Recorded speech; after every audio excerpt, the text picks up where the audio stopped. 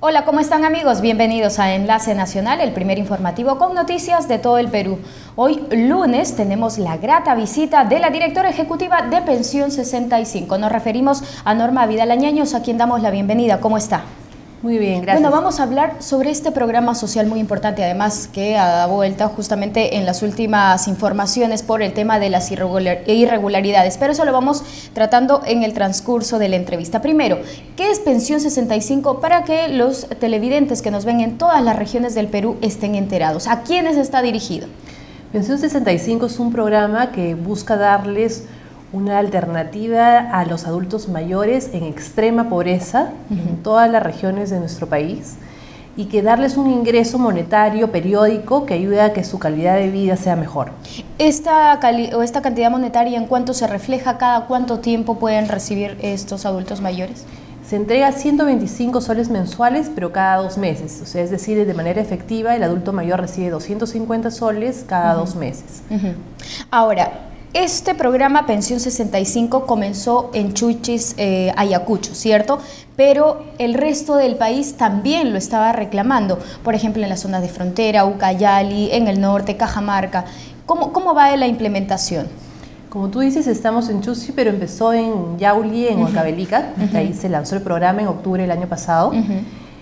Y hemos estado implementando paulatinamente en los diferentes departamentos, empezando por los más pobres. Se priorizó primero los 5 departamentos más pobres del país, Ica, que tenía los problemas del terremoto que todos conocemos, pero luego se han ido incorporando el resto de departamentos y actualmente ya tenemos la posibilidad de afiliar adultos mayores a partir de los 65 años en extrema pobreza de todo el país.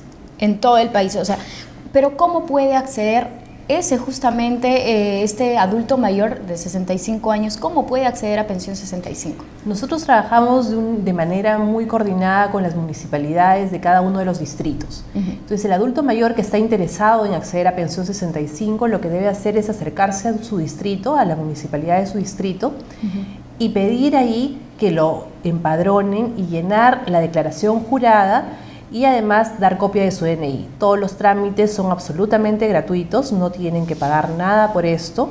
La persona responsable en el municipio del tema de Pensión 65 deberá recoger su información, informarle al adulto mayor lo que significa firmar la declaración jurada. En esta declaración jurada, que es un mecanismo establecido en primer lugar por Pensión 65 y que va a ser implementado por los otros programas sociales, lo que se establece es una corresponsabilidad de parte del usuario, porque el usuario dice ahí conocer que se encuentra en extrema pobreza, que efectivamente cumple todos los requisitos para estar en el programa, es decir, no tener otras pensiones, no tener salud, no recibir otras subvenciones de un programa social como podría ser el caso de Juntos. Sí puede y debe tener el SIS, que es el Seguro Integral de Salud, puede estar también un programa de alfabetización y también puede tener un programa de asistencia alimentaria, pero no puede estar en otro programa. Una vez que se le informa al adulto mayor que eso es lo que significa firmar una declaración jurada, él debe firmarla, poner todos sus datos, lo más completo posible, dar la copia de su DNI y con esa información nosotros validamos que esta persona se encuentre en condición de extrema pobreza. ¿Quién nos da esa información? Esa información nos la da el Sistema de Focalización de Hogares, que es el SISFO. Así es. Ahora las competencias están divididas, ya en los programas sociales no hacemos la categorización según condición socioeconómica de las personas, las hace el SISFO, que es el Sistema de Focalización de Hogares. El SISFO nos entrega a nosotros la información de que en qué condición socioeconómica se encuentra la persona y luego hacemos además, si está en extrema pobreza, hacemos los otros cruces con las otras instituciones competentes, con la ONP, con el Salud, con la superintendencia que está a cargo de las AFPs, que nos da la información si estuviera en alguna AFP. Y a partir de eso vemos que si cumple todos los criterios establecidos, puede incorporarse el padrón de usuario. Norma, ¿qué quiere decir en pobreza extrema?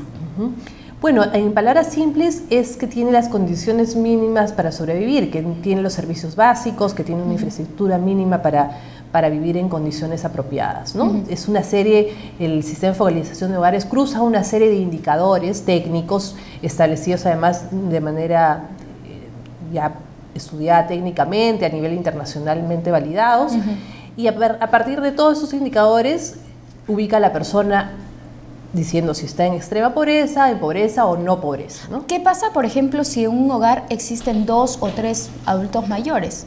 Esta subvención se da de manera personal, porque como se trata de una pensión no contributiva, va al adulto mayor como persona, no como hogar. Entonces, si hubiera una pareja, que podría ocurrir, una pareja de esposos que cumple la condición y están en extrema pobreza y cumplen el resto de requisitos, ambos pueden recibir la pensión. Porque, por ejemplo, un campesino, un agricultor, que no tiene SIS, no tiene ningún tipo de seguro, ni de salud, ni de nada, entonces ellos están en condición justamente de acceder a esta pensión 65. Así es, y podrían recibirlo dos personas que están en el mismo hogar, no habría ninguna dificultad. Ahora, infaltable en todo programa social, Norma, es el tema de las irregularidades o gente que, digamos, se inscribe supuestamente que se necesita recibir esta pensión, pero sin embargo no la merece.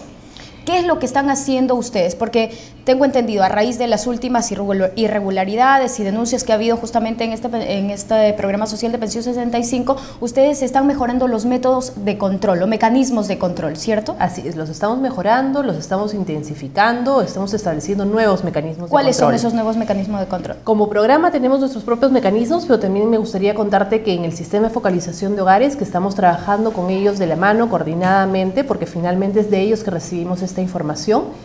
Ya se están usando las auditorías puntuales a los casos específicos que vamos recibiendo de la prensa y de otras fuentes, pero adicionalmente auditorías masivas que los ayudan a validar la información que les está viniendo a ellos de las unidades locales de focalización. Y ahí es importante recalcar que las unidades locales de focalización están a cargo de los municipios. Entonces, la responsabilidad recae en los municipios. ¿Y qué hacen? La responsabilidad de un buen recojo de información recae en los municipios. Porque ¿qué es lo que les corresponde a ellos? Lo que les corresponde es poner en qué condiciones específicas está el adulto mayor. Por ejemplo, él es el que tiene que recoger la ficha en la que dice la calidad de la vivienda es esta, el piso es este, tiene servicio de agua, de desagüe, no lo tiene, tiene cable, no lo tiene. Esa información, que es la tangible, que luego se procesa en la unidad central de focalización, es la que recogen las municipalidades. Entonces su labor es recoger información precisa, exacta y veraz. Pero entonces, por ejemplo, estas últimas personas que salieron en los medios, o sea, ¿cómo entonces ellas, digamos, adjuntaron todos estos documentos? Es decir, ¿que mintieron entonces? Las personas no adjuntan documentos, tiene que haber una... La declaración jurada. La declaración jurada es el siguiente paso, ¿no? Primero, para el tema de la condición de extrema pobreza, es un empadronador que puede ser enviado por el mismo CISFO a través de un barrido censal, pero en el caso de las municipalidades, de estos casos que surgieron en la prensa, era la propia municipalidad la que recogía la información, y la información no era veraz. La información que decía de una persona cuando se fue luego a hacer auditoría no era la que pertenecía a esa persona. Entonces, la información que se procesó para determinar como extremo pobre era una información que no era correcta. Entonces, por lo tanto, ahí sí hay una responsabilidad directa del que la recogió, en este caso de la municipalidad. Hay municipalidades que sí hacen muy bien su trabajo y a nosotros nos interesa tenerlas como aliados. Bien, justamente la ministra de Inclusión Social, Carolina Trivelli, se ha reunido con los integrantes y representantes de la red de municipalidades urbanas y rurales del Perú. Pero me vas a comentar esto tras la pausa, me permites hacer una pequeña pausa. Pero antes los invitamos a disfrutar del Perú viajando con Cruz del Sur. Pregunta por nuestras tarifas insuperables llamando al 311-5050 en Lima o al 720444 en provincias.